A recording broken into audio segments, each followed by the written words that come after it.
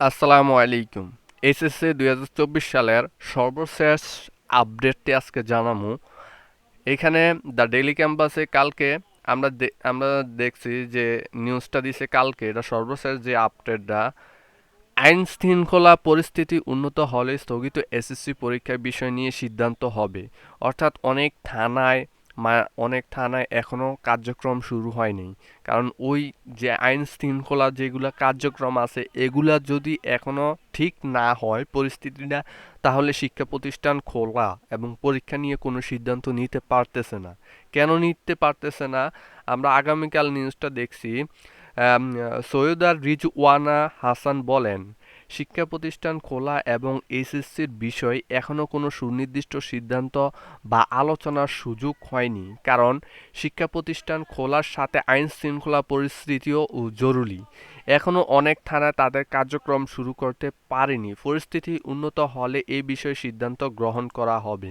কি বলছে? তার মানে পরিস্থিতি যদি স্বাভাবিক হয় তাহলে তোমাদের পরীক্ষা নিয়ে আলোচনা হবে, এবং আলোচনা হওয়ার মাধ্যমে কিন্তু যে কোনো একটা নিউজ দিতে পারে। তবে অটোপাসের সিদ্ধান্ত এই কয়েকদিনে যদি তোমরা একটু আন্দোলন করো, সেক্ষেত্রে হয়তো তোমাদের সিদ্ধান্তটা খুবই দ্রুত পেয়ে যাবা অটোপাসে। এরপরে কি বলছে? এছাড়াও বৈঠকে মত প্রকাশের বিষয় করণীয়। শিক্ষকদের সাথে আলোচনা করে শিক্ষা প্রতিষ্ঠান খুলে দেওয়া, শিক্ষার্থীদের সম্পৃক্ত করে মন্ত্রণালয় পরিচালনার জন্য আলোচনা, রাষ্ট্রীয় কাঠামো পুনর্গঠনে শিক্ষার্থীদের সাথে আলোচনায়, আর্থিক খাতাগুলো সক্রিয় করতে নেতৃত্বস্থানীয় পর্যায়ে পরিবর্তন, ব্যবসায়ী পরিবর্তন সৃষ্টি, বাজারের উপর নিয়ন্ত্রণ দেওয়ার মতো বিষয়গুলো নিয়ে আলোচনা করা হয়েছে।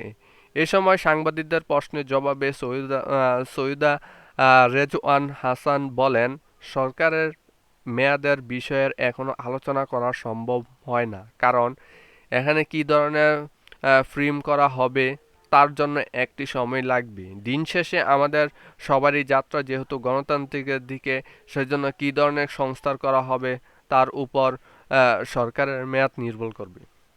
তা আমরা যতটুকু জানলাম যে আইন শৃঙ্খলা যদি স্বাভাবিক না হয় তাহলে তোমাদের এসএসসি পরীক্ষার কোনো সিদ্ধান্তই তারা নিতে পারতেছে না। তো এই পরিস্থিতিতে অবশ্যই কয়েকটা দিন সময় লাগবে। কয়েকটা দিন সময় যাইলে যখন স্বাভাবিক হবে, স্বাভাবিক হওয়ার সাথে সাথে কিন্তু সব শিক্ষা প্রতিষ্ঠান এবং পরীক্ষা যে কোনো একটা নিউজ দেওয়ার সম্ভাবনা আছে।